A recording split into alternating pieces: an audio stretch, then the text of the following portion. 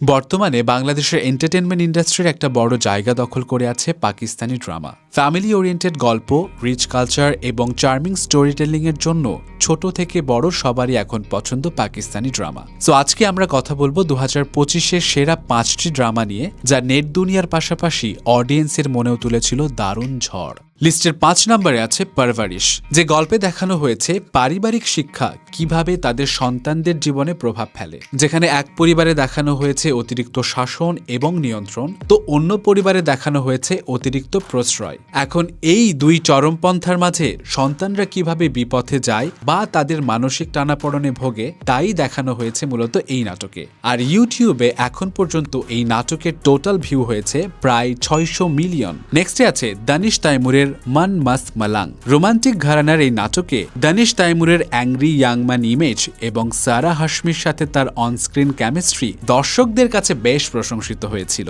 এবং ইউটিউবে এখন পর্যন্ত এই নাটকের ভিউ প্রায় 1.2 বিলিয়ন। লিস্টের 3 নম্বরে আছে দানিশের আরও একটি সুপারহিট ড্রামা, যার নাম শের, যেখানে দানিশ জুটি বাঁধে সারা আলী খানের সাথে। এই গল্পে দানিশের অ্যাক্টিং ছিল দুর্দান্ত। নাটকের গল্পে শের, যে কিনা এক বিশাল ব্যবসায়িক সাম্রাজ্যের অধিকারী, এবং শের যখন জানতে পারে তারই আপন চাচা এবং চাচাতো ভাইরা তার ব্যবসার বড় ধরনের জালিয়াতি করছে, তখন সে তার প্রতিবাদ জানায়, যার ফলে এক পর্যায়ে তার আত্মীয়রাই তার শত্রু হয়ে দাঁড়ায়। তবে নায়িকা ফাজার, যার বুদ্ধিমত্তার জোরেই শের সেখান থেকে বেঁচে ফেরে। টান টান উত্তেজনার প্লটের এই ড্রামার টোটাল ভিউ এখন পর্যন্ত 1.9 বিলিয়ন। তবে 2025 সালে যে ড্রামা পুরো এশিয়াকে কাঁপিয়ে দিয়েছিল, সেটা মিমসে মোহাব্বত। আহাদ ও দানানিরের কেমিস্ট্রি মন কাড়ে সকল অডিয়েন্সের, যেখানে দানানিরকে বেশ বাবলি চুলবুলে ক্যারেক্টার রশি প্লে করতে দেখা যায়, এবং আহাদকে দেখা যায় একটা ম্যাচিওর ক্যারেক্টার তালহা প্লে করতে।